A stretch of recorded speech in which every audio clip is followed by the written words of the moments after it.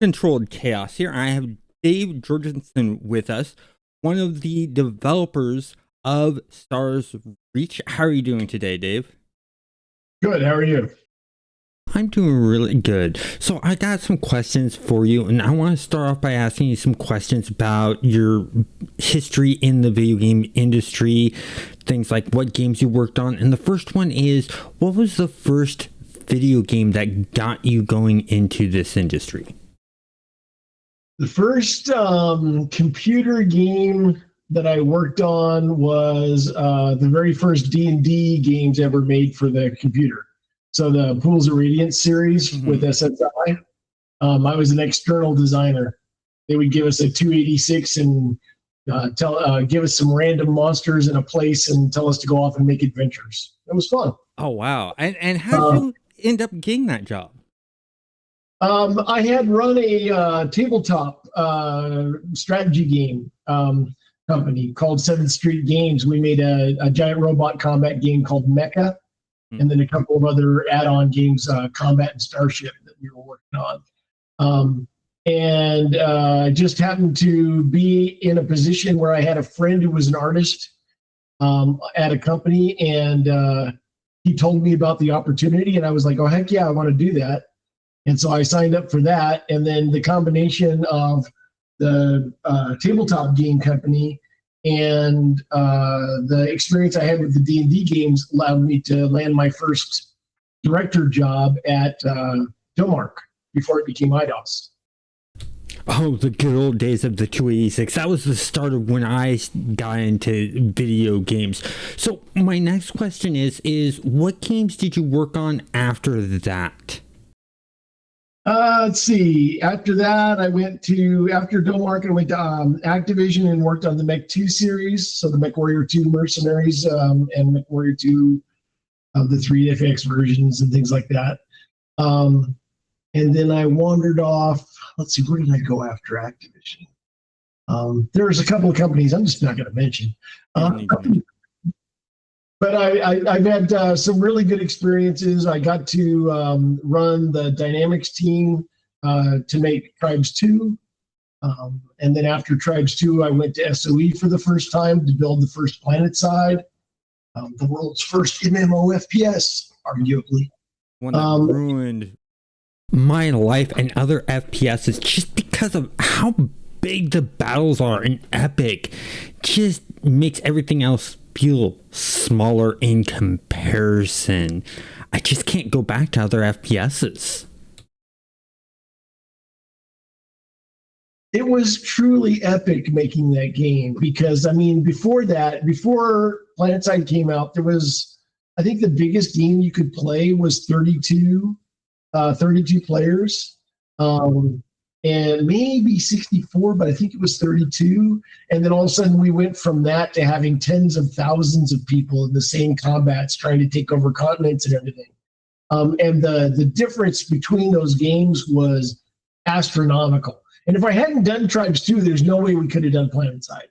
But all that with the combined arms warfare and stuff that we did, and the way that we did leadership so that you had to actually lead people in order to have command rank and things like that. It was a really groundbreaking game, and we really enjoyed the heck out of making it. It was a blast. And then beyond that, I also ran the EverQuest for about 5 years. I ran EverQuest 1 and 2. We developed Landmark, and we were working on the ill-fated EQN, which is super annoying to me because it's the only game in my entire career I didn't ship. Oh. Yeah, it's my one tarnished blemish on my record. But what are you going to do when the company gets sold out from under you? Yeah, I mean, you're not the one running the company, so you can't make those final decisions. You just have to go with what they say. Yeah. And then yeah, no. And then after that, I take it was Stars Reach, or is there something between the two of those? Yeah, I've done. I'm not listing all of my credits, but another one that I was actually proud of was there was a manga online site called Gaia Online. I believe they're still around. And they wanted me to come in and build a Flash-based, Java-backed MMO for their specific anime audience. So we made a game called Oh My God for Gaia Online, and that was a blast. I mean, that was really fun. As a tiny little team doing things on platforms, you should just never make an MMO for Flash. It's a bad idea. Yeah, I've worked in Flash and ActionScript, and it can be tricky. But it was fun. I mean, what we did was really cool. It was innovative. The players loved it. The community was great. So yeah, it was a departure from most of my regular games, but it was super fun. You worked on a lot of great games that I had a lot of fun in. Mech Warrior 2. Me and my brother spent long hours playing that. Tribes 2, we spent long hours playing. Planetside 2. Big dust. We'd run squads and platoons and heydays. And even though I was a terrible shot due to my disabilities, people still loved having me in their squads because I would just do the spray in the area and then they would sneak around as that person was hiding behind cover and stuff like that. So yeah, most like 75% of my shots would miss, but they wouldn't have much time to come out because I'm just spraying and emptying clips. Hey, and stuff like that. Fireworks. Exactly. And then EverQuest Next and Landmark. I remember being excited for that, and I remember playing around in Landmark and building stuff like that and having fun, being just like you, upset that got canceled. Yeah. And then now there's Stars Reach that I'm impressed with what you guys have in this pre-alpha. Well, you know, that's kind of a good segue because when I was between my last game at SOE and this game, I actually spent like 5 years making real world things. I founded a company that was making UVC disinfection devices for headsets and medical gear and things. And I really missed making games while I was doing that. And so I was looking around for a game to make, and I ran across Raph. And the fact that I had worked with Raph, but we never worked together on the same team. Like he was doing Star Wars Galaxies while I was doing PlanetSide, that kind of thing. And when I read about his game, I was like, oh man, I really want to work on that game. Not just because I thought the game concept was cool, but because it felt like this giant make good for not having gotten to finish EverQuest Next. No, it was like, oh, there's so many ideas. It's not the same game. Honestly, Stars Reach is a way better game than EQN was ever going to be. But a lot of the ideas in it were really similar. It was parallel thinking. Like Raph's been working on this stuff forever, and and EverQuest Next was like my first foray into the really like alive world, dynamic, everything the players make a mark kind of game. And when I realized what they were building here, I was like, you got to let me in. I can't. So basically, you went to Raph and said, please let me work on this game. Yeah. Yeah, that's great. I'm glad they brought you in with your record and amount of experience you have along with the other developers. While playing the pre-alpha, I've been seeing quick turnarounds and updates. The team has shown a depth of knowledge in doing things, but you guys also seem to be very humble. And the fact that, yeah, you've done something before, but you have these new mechanics and you're not sure how they're going to interact with one another. Yeah, it's kind of crazy. The way that we're building stuff is both the hard way and the best way. And when I say hard way, it's because like we're kind of doing it in open air. Like we're showing everybody what we're working on, what we're doing. We're going to even show more of that soon with roadmaps and all kinds of stuff. And when you develop in the open like that, it can be really stressful because you're always trying to hit constant updates to make sure that the players are seeing something new and they stay excited, because if they don't stay excited, then they drift off and you don't have any testers. And opinions change and all that other stuff. So there's this whole what I call dance monkey dance aspect to game development, where we're basically dancing as hard as we can to keep you interested, so that you help us test and you throw in ideas and everything like that. And that's both really hard because it's hard, fast development, but at the same time, we get all kinds of feedback. We get to watch people, like right now with those what are we calling them? Samples, or what's the word we're using for it? Preview tests. The preview tests that we're doing right now, it's like giant focus tests if you look at it that way, because we're getting to put huge new groups of people that have never played the game before in through the exact same variables over and over again as we reset the worlds, and that we can watch what they do and how this group was different than that group and the kinds of feedback we get. And it makes it really easy, really quickly to see the things that, I mean, some of the stuff we know needs to be improved, but a lot of times there's things that we didn't consider that we kind of percolate up to the top of the list because of the feedback we get in those tests. So it's both the hardest way to do it and the best way in a lot of ways. I have a community member, Sky305, who wants to know how the comments and responses to the game been. I know that there are some negative responses. I've read some of them, unfortunately, but they are looking at this pre-alpha and just saying, oh, this doesn't look polished. With the whole showing the game before its polished state, how are you handling the comments, and are they mostly positive? And for the slightly negative ones, how do you personally handle that as a developer? Well, I think one of the things that we're really happy, we do those surveys after every test. Yeah. And we pay attention to the surveys a lot, in addition to the bug reports and all that. But we really pay attention to those surveys because we want to know what people think. And right now, the surveys are coming back solidly above 80%. So the vast majority of people are really liking what they're seeing, and they're understanding that it's pre-alpha. But humans are humans, and some of them are going to just go, hey, that's not a finished game. Why isn't it a finished game? And we're like, and that gets back to that hard part of development. Like, there's just no way that you can get it across to some folks. They're just not paying attention, or they're not reading, or they just want it to be finished and they don't really care. And so when those people come in, like they have bad experiences, like there's a server crash and they lose some advancement, or they don't know how to do stuff because we don't have a first-time user experience built into the game right now that's worth much. So they come in and they get frustrated because they can't figure out how to, well, the common one right now is how to flatten terrain, because we don't have a flatten tool. So you have to use the Instaformer to be able to do it, and it's not intuitive and people get frustrated. So some of those people walk away and they're part of the 20%. But the vast majority of people that are willing to talk to people and get over the hump on the learning curve and things like that, they're having a really good time because we're building something they haven't played before.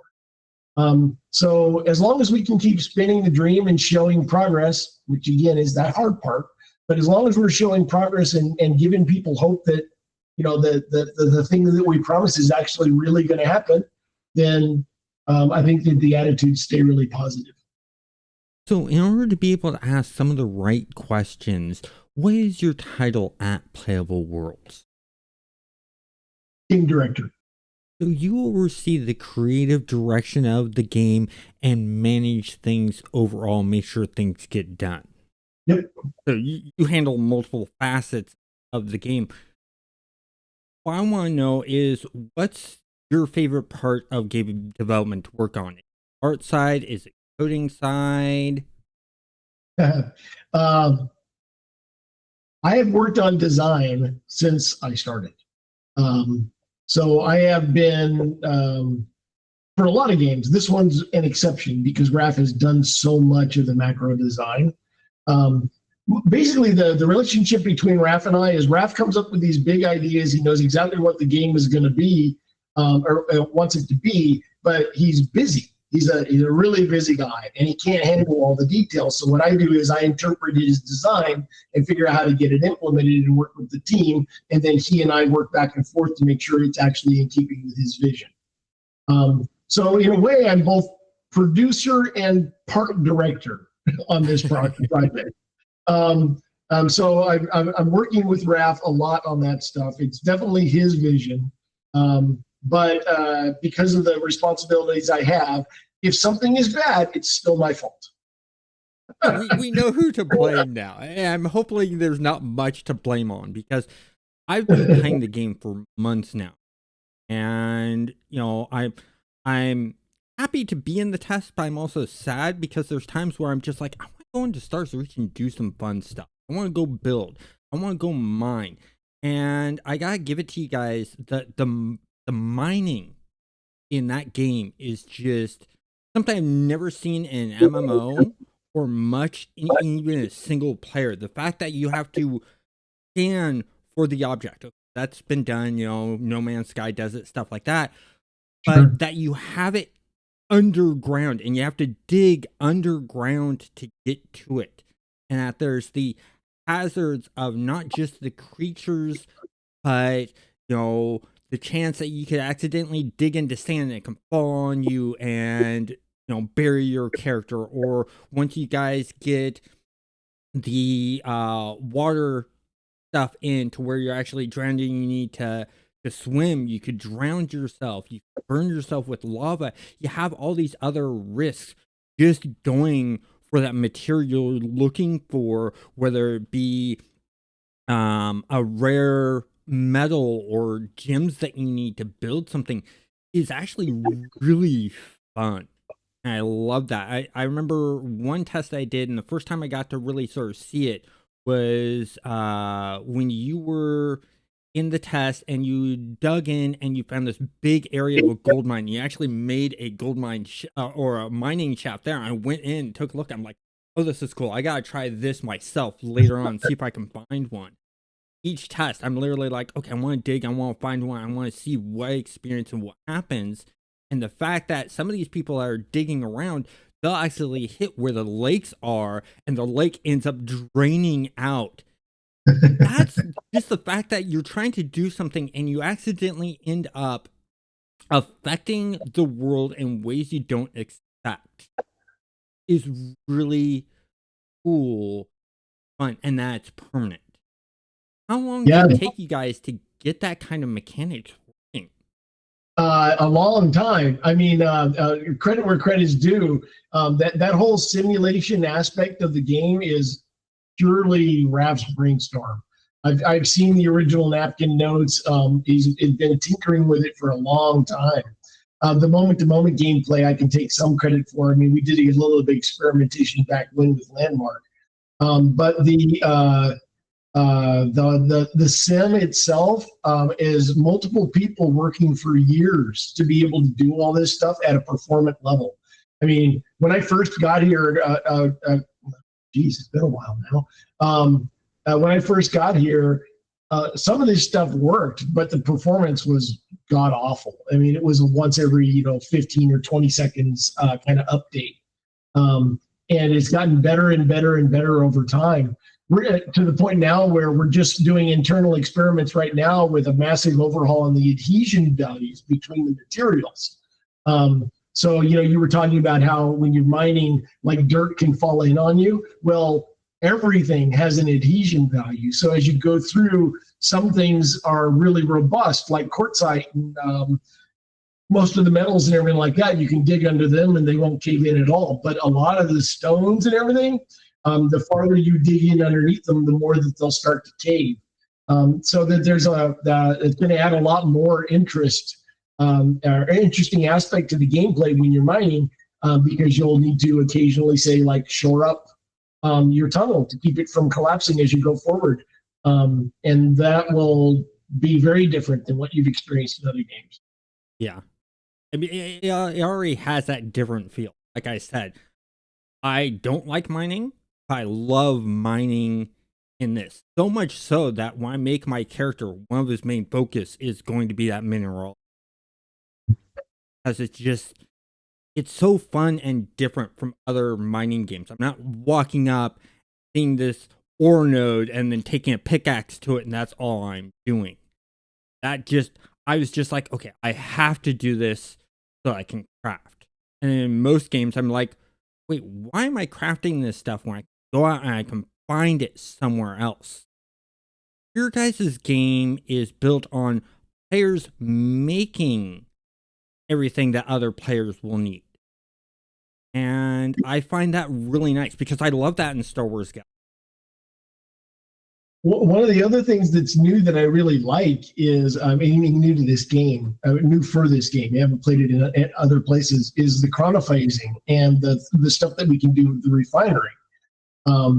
The chronophasing, being able to, like turn peat into coal, or turning, sand into sandstone and then back again to sand. And, there's just a bunch of things that you can do that allow you to, like, I've got a recipe I want to build. It's going to need this component, that component. I can't find that on this world, but maybe there's something in this world that I can transmute into something else that then can be eroded into something else or heated up or whatever.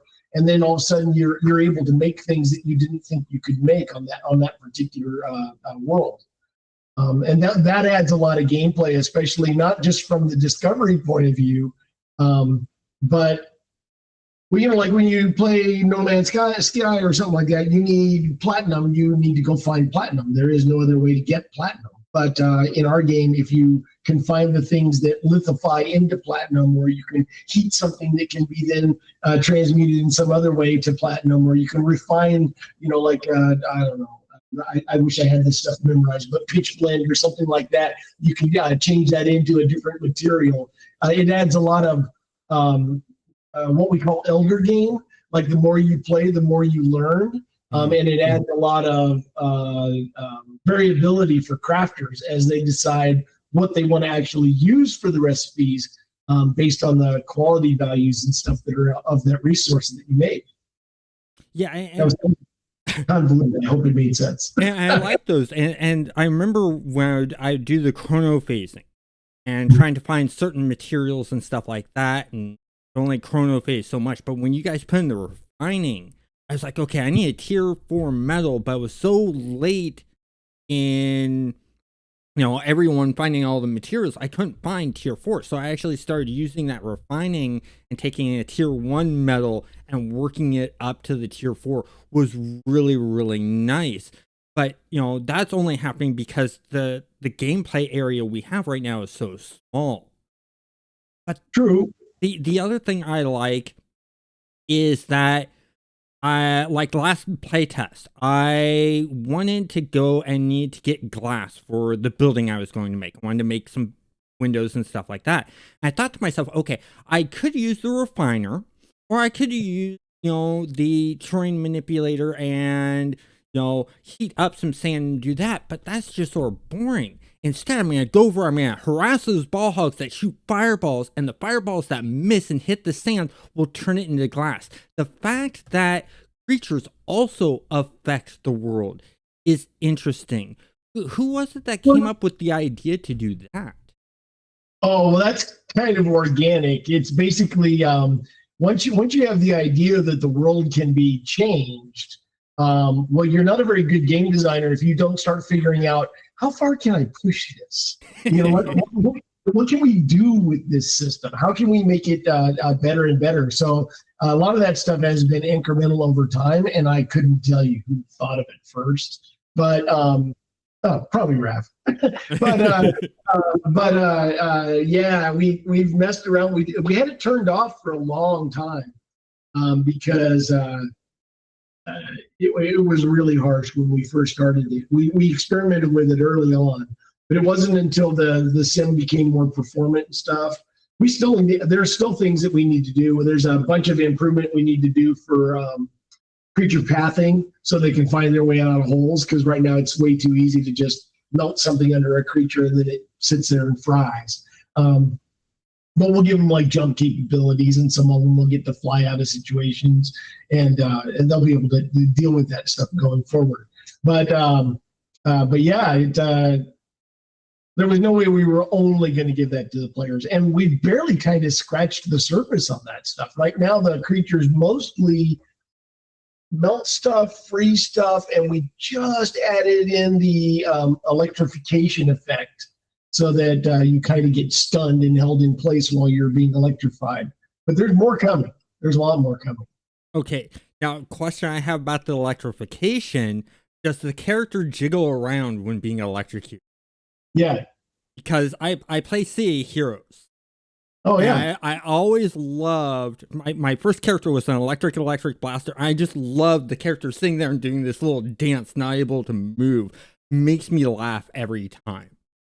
I love that game. Oh, That was the only game I tried to get involved in that team 3 or 4 times during my career, and I was never able to get on that team. oh, I love that game. I think yeah. it's a great. I mean that's what half my channel is right now, and the other half's No Man's Sky. I want to bring in. I'm holding in Stars Reach just because of what I've seen you guys do in this early stages.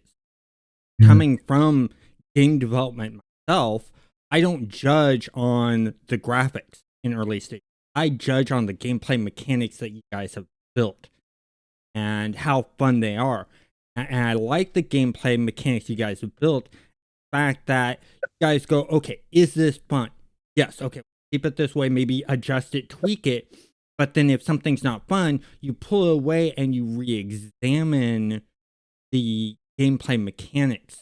Is that something that Raph has said he wants from the get-go, or does that just naturally happen?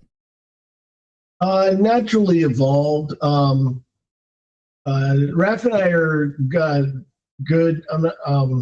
We're a good team because Raph comes from a social macro point of view. I mean, all of us can do a lot of stuff, but he comes from a social macro point of view, and I come from a moment-to-moment gameplay point of view. And so when we get together and we brainstorm stuff out, it's usually better than it would have been if each individual had done it themselves. The question I've actually been having in my mind that I want to ask you personally is, what is your favorite gameplay mechanic in Stars Reach currently? Favorite gameplay mechanic? Well, I like what we've done with combat so far, but it's kind of a promise of the end result that we still have to achieve. There's a lot more to do with AI and pathing that we need to add in, and Avi's working really hard on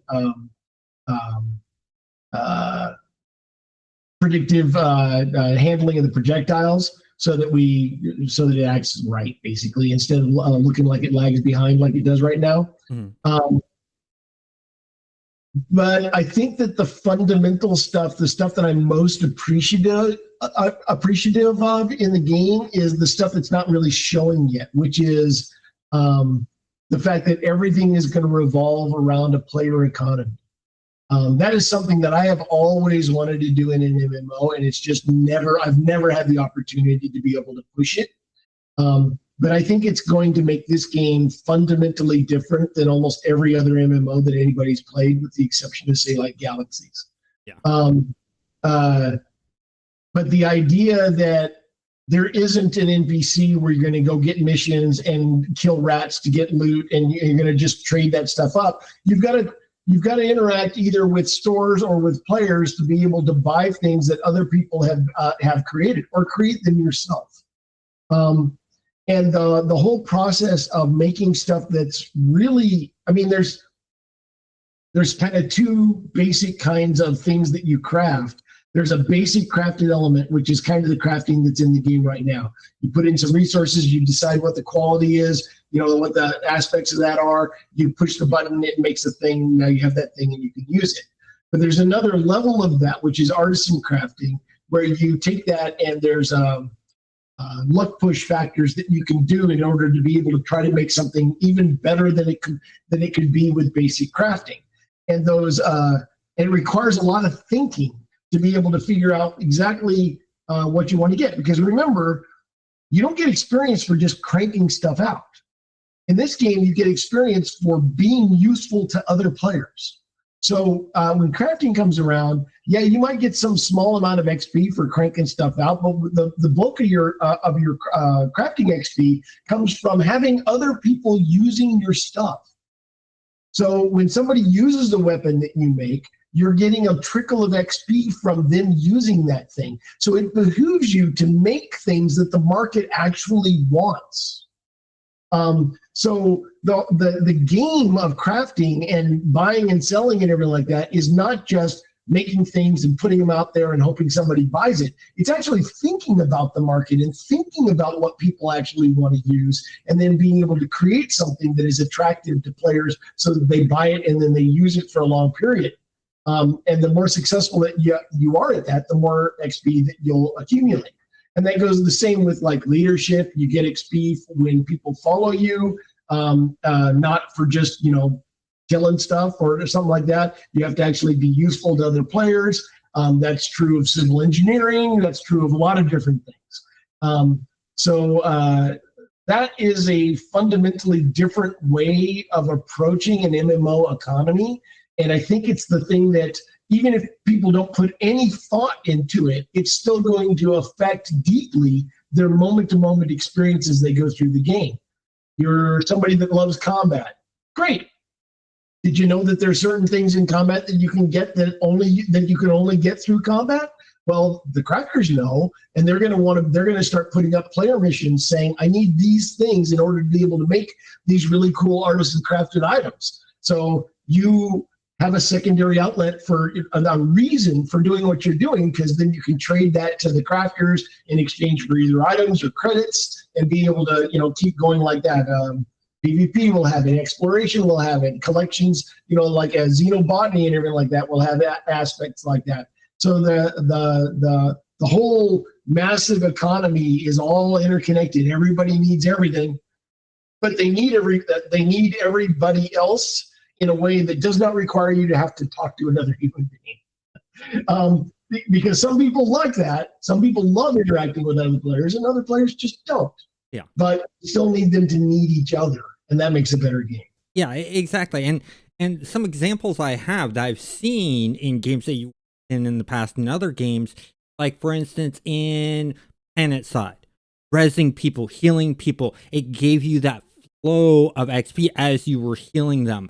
You put down an ammo box as an engineer. Every time someone picked up some ammo from your ammo box, you got XP for that. And it's nice that you're bringing that over to this. And to me, it's not a hearsay thing that you guys are doing that. I remember in the early stages of Rangers with camps, every time someone came into your camp and used the tools in your camp, whether it's cooking or to make something, you got a small bit of XP for them doing that. And that's really great. And I actually like that small trickle of XP instead of, bam, here's a big chunk. You guys are doing it in trickles, which means that as they're doing it, they're getting a little bit over time that adds up to the bigger amount. Me personally, I like that. That feels a bit more rewarding to me, but at first glance, it doesn't look like that much until they see the results. Yeah, exactly. Yeah, it's like I said, like Raph and I didn't know each other, but we were paralleling a lot of thinking. I mean, even the stuff, like putting down turrets and stuff like that as a combat engineer allows you to get experience when people get killed by the turrets, those kinds of things. So those ideas were there. And when Raph and I started talking, I was like, yeah, that's why I wanted to. Yeah. So with that being said, you've actually answered some questions that I had. So I'm going to skip over the questions, and I'm wanting to know, I know spaceships aren't in the game yet. You guys have yet to put that in, but when you put spaceships in most spacefaring games, you have that ship-to-ship combat, but because you don't have the NPCs, what are you going to do for players that are PvE to give them that ship-to-ship combat? Well, I mean, we will have PvP areas for the game. Yes. So there is that possibility. And in PvE, there will still be creatures out there that are way too big to tackle as an individual. So you wouldn't want to go fight, like a nebula gas creature that in your little spacesuit. You need to have a starship. And so scout ships and cargo ships and later on fighters.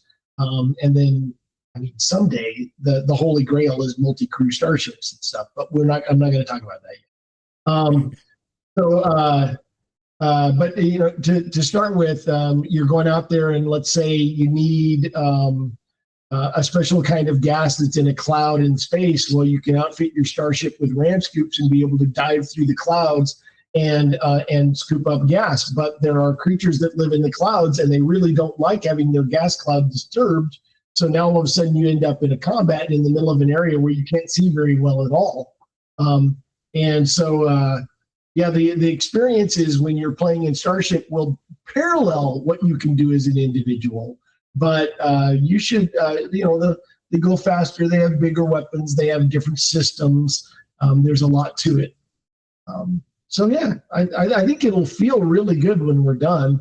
And the beautiful part about being an MMO is you're never actually done. We keep getting. We have future plans for this game that go on for literally years, and being able to continuously grow the game over time to be able to do some of these truly epic things that we want to be able to do. I mean, you played PlanetSide. You know what? You know how much fun territory control combat can be. Oh, I love territory control. Yeah, hacking. I mean, our game is beautifully set up for that. Yeah, because travel between the sectors is done via worm gates, and worm gates are wonderful bottleneck mechanisms for territory control combat and things like that. But I'm getting ahead of myself. That's not going to happen for that stuff. That's probably going to happen after the release. Just like you mentioned, multi-crewed ships.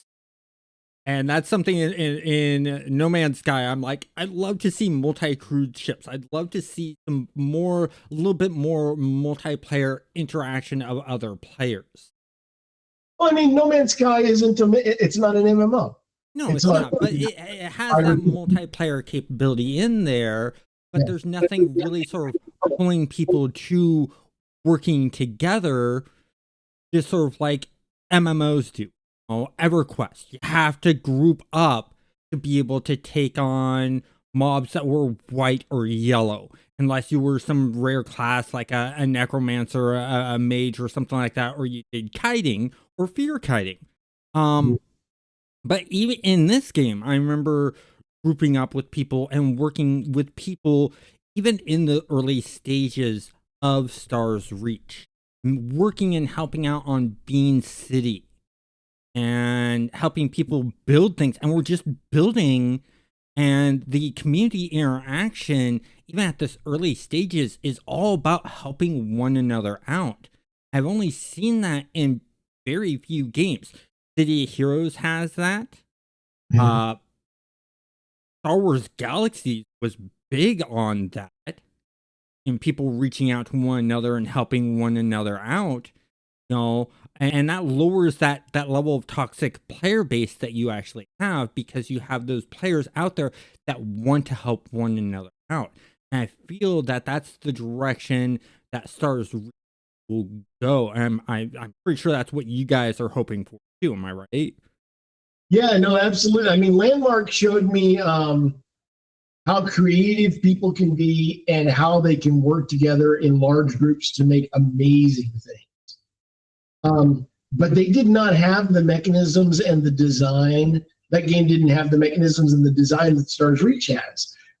When you take that kind of thinking and you apply it to like planetary governments, where people can vie for the control of a planet, and then once they control the planet, they can actually set rules and decide who can be there, who can't be there, what zoning laws for, you know, like you can mine here or you can lumber there, but this is a building area, you know, those sorts of things.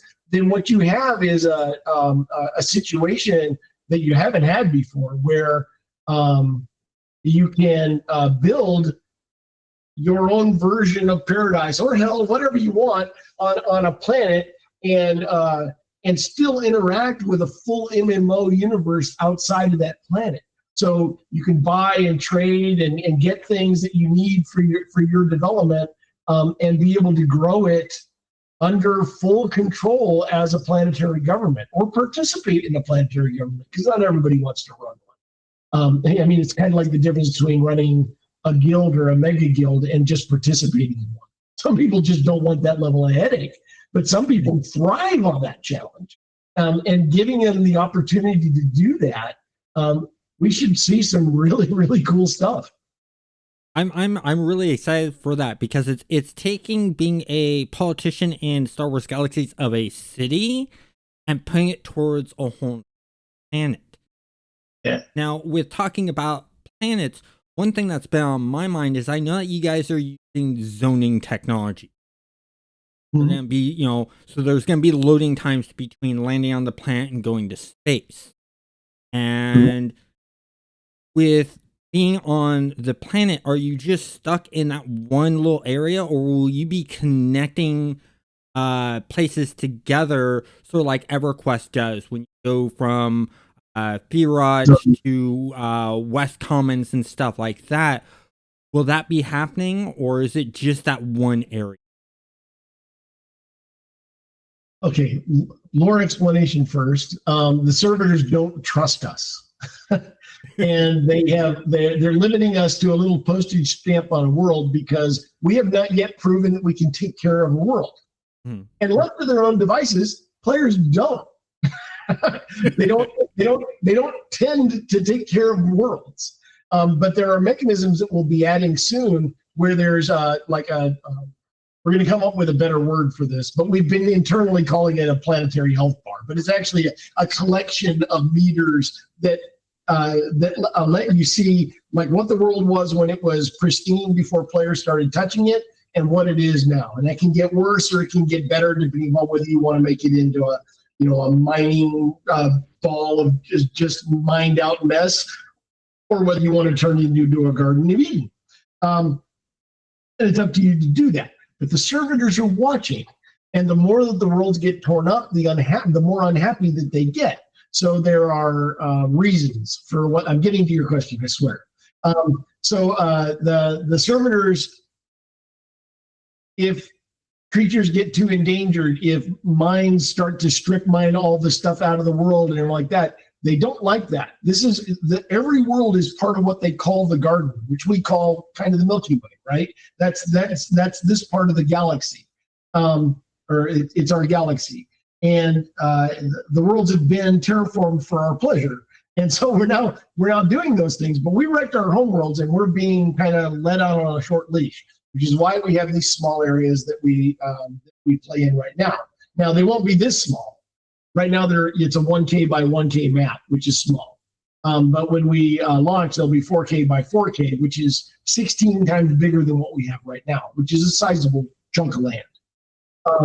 Can there be multiple sections on a world where they can connect to? Well, we have a design, which is not verbatim, not real yet, but we have a design where if you do take care of the planet, if you do prove yourself to the server, then why not? So basically, if you have a good politician managing what can happen on the planet, keeping things in flow, so if someone goes mining or cuts down a bunch of trees, they replace that material, they replant trees. The servitors are going to see this and say, oh, okay, here's a new area on the world we're going to let you explore. I will say that's a good idea. And I'm not going to commit us to it. Yeah, understandable. Yeah. Okay. I mean, we want to reward people for taking care of their planet. That's why there's going to be a planetologist skill tree or a group of skill trees. People that take care of their planets, we think of players in two camps. There's, for lack of a better term, it's ravagers and caretakers. Ravagers are strip mining and getting the resources and making things and just kind of ripping through. And caretakers are the ones that want to build something better than it was, and so on and so forth. We want to make sure that both of those groups can be rewarded for doing the things that they love. The planetologist skill trees are around taking care of the caretakers. And I've actually in the pre-alpha, I'm already seeing this. I'm hearing players talking about, okay, I want to go rip up this area, and then there's a group that's going in behind them, sort of filling in holes and replanting trees and stuff like that. And so that's already being seen in the game. And I like the fact that you guys are wanting that, and it's actually being shown in the game already is really nice. And this brings to my next thing is you guys currently have a Kickstarter that's going to be going live on February 25th. And I understand you guys are doing the Kickstarter just because of the way the investment for gaming is working right now. Their investors want to see sort of proof of the game will be successful just because of so many people being laid off and so many companies shutting down. And with that being said, the Kickstarter, is there a certain amount you guys are looking for? What exactly are you guys looking for with doing the Kickstarter or help out in showing to investors? Let's see. I think the way to answer that is, yeah, I mean, the investors, investors is investment in a game company is kind of like legalized gambling. You want to bet on a horse that wins, that has proven it can win. And it, in a perfect world, as an investor, you want to bet on a horse that has already won. So when the game industry gets turbulent, which it has been very turbulent recently, then the investors tend to get very shy and they want a lot of proof. So a lot of the investment money dried up. And we were never planning on doing a Kickstarter. In a perfect world, you never want to be in the public eye while you're developing, even though it can be really fun, like we talked about earlier. It's just more sane to be able to build in private, and then when everything's ready, go ta-da and show it to people when it's ready, kind of thing. Because that way you don't deal with people getting the wrong impressions and stuff along the way. But we realized we didn't have the opportunity to do that. And so we've come so far. When we say that we've built 60% plus of the game, it's because we spent a long time building the lower levels of the pyramid. The stuff that takes forever to lay the foundation for, all the tech, the simulator stuff, the world being alive, all of that stuff takes a really long time to build. Now we're getting to the point of the game that's what I've always considered to be the fun part, which is the top half of the pyramid, where everything goes really fast and all of a sudden you're working on content and the touchy-feely stuff that players actually play with. So we're in the downhill slope of the mountain that we had to build. Does that make sense? Oh, it makes total sense. So what we needed to do when we realized that the investment money wasn't there was we had to come up with some other way that where we could not only bridge our gap between now and launch, but also possibly show the investors that this is a horse that's already won. And so that's what we're doing. With the Kickstarter, what we're hoping is to bridge enough cash that we can get to the point where we can support ourselves and lift ourselves up by the shoestring and do all the right things. But in a perfect world, it would also prove to the investors that they should put some money down on it, and then we wouldn't have to worry about it so much. We could focus on polish and making the features, just as robust as we can before we launch. And if we can't do that, then we'll still make it work. You can't get this close and not finish. This isn't like EverQuest Next, where we still had a lot of plumbing to build when the company went south. This is like we're to the point right now where we're almost alpha, and alpha is over 60% of the game. That's the definition of alpha. Yeah. Beta is over 80%, alpha is over 60%. We're to the point where we're going to be testing this all the time in the public eye, and you guys are, well, you're seeing it now. You're watching it grow. Yeah. So there is no vaporware here. And that's all we're trying to do is get to the finish line. And that's what I like about how you guys are doing the Kickstarter is you're not saying, we have this idea we want to do, back us. You're saying, hey, we're 60% done. Here's what we've done so far. And even on top of that, I remember seeing an email I got where it's like, oh, if you follow us on, you you get notified of our on Kickstarter of when we go live. You show us an image. We want to get you in to show you the game and get you into one of these play tests as a proof that we are not vaporware. We are somewhere in that whole entire thing. And then you're working with content creators such as myself that can now live stream and show the progression week after week of how things are evolving. I think personally that was a smart tactic, because if I would have been presented with this idea, even though it has your name connected to it and Raph Costner's name connected to it, I'd be a bit, I'd have to think about it. But because I've been able to see that, okay, this is an actual working game, the moment that Kickstarter goes live, the next day, I'm going to be putting in for the Kickstarter as much as I possibly can, because I've seen what you guys can do. What you guys doing isn't just hearsay, but you have proof of what you're doing, and the way you're communicating with us is really good, because a lot of the testers are asking questions, and if you have the answer, you give them the answer. If it's unknown, such as they ask about a gameplay mechanic, you let them know this is what we're going to try to do. We're not guaranteeing that's the way it's going to be. And that puts more faith in the project for me. Yeah, I mean, the internal joke that we do all the time is that it's not a Kickstarter, it's a kick finisher. Yeah. I mean, it would be very disheartening for something that's this different and this unique to not get that little extra hump over the to get over the finish line. But I think from everything we've seen, the feedback is really positive. The backer count is climbing all the time. It bodes well that we're going to have a really good Kickstarter campaign. And the better it is, the better it is for the game, because that just means we can. It's not like we're trying to cram in a bunch of extra features.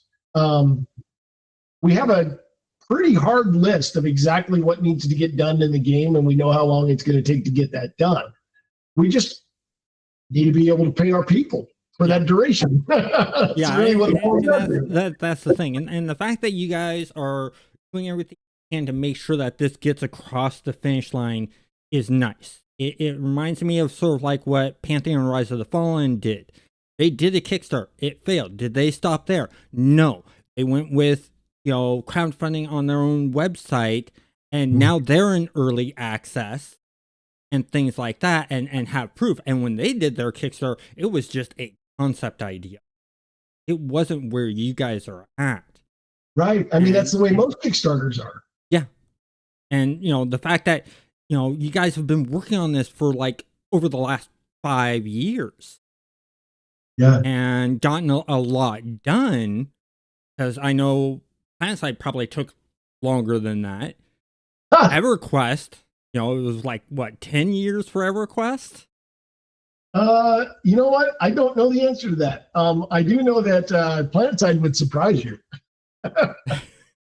We were, with the exception of me and one programmer, I think everybody on that team, it was their first game. Mm-hmm. And we did it in about 2.5 years. Oh, wow.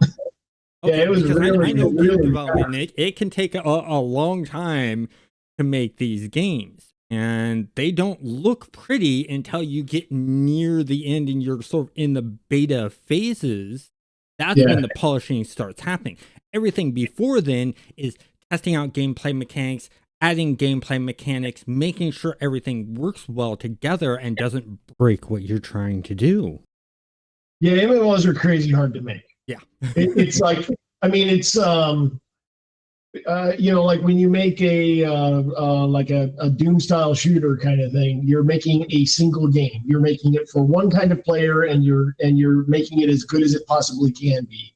And when you're making an MMO, especially an MMO like Stars Reach, what we're really doing is making 8 or 10 games that are appealing to 8 or 10 different kinds of players, and then giving them excuses to work with each other and need each other in order to be able to make a bigger, broader universe than any single game could do. That means there's like 15 million moving parts all the time. There's all kinds of interconnected systems that are running under the hood as far as the server clusters and stuff goes. There's an amazing amount of infrastructure and stuff that the players will never see that has to be built. Mm-hmm. And there's also a level of expectation for MMOs. The feature set that goes with an MMO is very, very high because the genre is mature. And that means you've got to make all that stuff too. So you can't just make the stuff that's unique. You got to make all the other things that people expect, guilds and chat systems and, grieving prevention. And it goes on and on and on and on about all the things that have to be there. So MMOs are hard. There's a lot to them. And I think that they're really the only way that you can succeed with an MMO is to, one of the ways is to get people on your team that have built MMOs before, because that way they're not reinventing the wheel all the way from scratch. And then the other one is to have a team that really understands what the end product is going to be and is willing to pitch in wherever the help is needed. If you get a bunch of people that are isolated and not helping each other, then it's very difficult to finish a game like this. So you have to have the right team and the right people. And when you do that, you really just add money and time. Yeah, definitely. So last question I have for you is, needing a player base to play the game, what size of player base are you guys needing to keep the game afloat? Well, the way we're designing the game, as far as the Wormgate networks and the servitors opening and closing worlds and things, we can really field any number of players. And so the game will feel like a great galaxy and lots of stuff going on and everything like that, even with, like 100,000 players. If it goes north of that, if we get up to the, like the 500,000 or the million or the big numbers, then the way that we're handling everything also scales. How much do we need in order to be successful? Honestly, I don't know the answer to that yet. We have a lot of infrastructure cost analysis that still needs to be done. Finalizing, because we haven't finished all our optimization. So we don't know how many people we can put on a server yet. We don't know how many servers we need to run to handle XYZ population.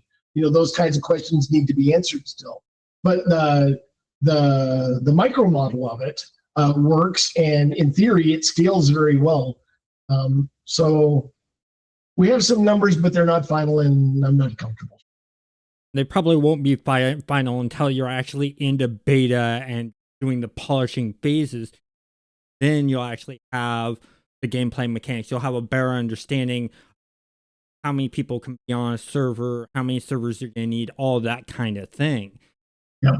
Once again, it's that honesty and upfront that make me personally want to be a part and happy to be a part of this game. And I want to thank you for your time in chatting with me. And I really look forward to seeing more of the cool, fun stuff you do, and especially playing around in the world when you're on Discord, because just hearing you laugh, especially with like the vicious bunny rabbits that explode from you. Because if you guys haven't played the game, there's a mob called a jackrabbit. And what Dave had done is when you attack them, there's a chance that they'll turn into a vicious bunny rabbit, run at you, and explode. I know that had to come from my Python, the search for the Holy Grail. Yeah, I guess stuff like that comes from a sense of the perverse. You're like, there's bunnies over there. People are going to kill those by droves. And I was like, maybe they won't. The funny thing is when I was playing World of Warcraft with one of my friends, she loves bunny rabbits. And so I needed to get my singing skill up. And I was like, bunny rabbit. And I killed her right from her. She's like, not the bunny rabbits. And she chased me around. As soon as I saw this, I reached out to her. I said, you won't believe what they're doing in Star's Reach. You attack a jackalope, which looks like a bunny rabbit, turn into this vicious bunny rabbit, come at you and explode. And she goes, you're telling me that bunny rabbits get their revenge? I'm like, yep. She's like, good for the developers. But That was why I added Pain Deer into the last the Ascarian release. So we'll keep messing with that. I'm really looking forward to having more creatures to tinker with. Right now, there's a small number of base models and stuff that we're working with, but we'll get the proc gen system. I know I'm over time, and but the proc gen systems that are being worked on right now. Sorry, procedural generation systems, because not everybody knows what the heck I'm talking about when I say proc gen. Those systems are really cool, and we're going to be able to churn out very unique, different, and interesting gameplay worlds procedurally. I mean, I've played a lot of games that have procedural generation systems, and it feels very samey very quickly. And we've taken that on as a challenge. It's a big thing that we're focusing on, is to make sure that that the worlds don't feel samey. That not only visually do they look really cool, but gameplay wise, they're going to vary a lot. So what we're doing right now in these preview or the releases that we're doing right now is every release we're monkeying around with the gameplay on these different worlds so that we can see how people react, and then we're developing the proc gen rules that go with that so that we can then create worlds that are entertaining and fun for the players, but in wildly different ways. yeah, and that's gonna be fun. That encourages more exploration. That's always a good thing. So once again, I want to thank you for your time, and for those of you watching, down in the description, I'm gonna have a link to Stars Reach website, their Steam page. You should wishlist it if this game interests you, and a link to their Kickstarter. Definitely want to take a look at this one, see if it fits for you, and if you're really interested, back it, because they're doing something completely different, and they are not just saying this is what we want to try. They are showing that this is what we're going to do, and they're being upfront. Thank you all for watching. Have a great day.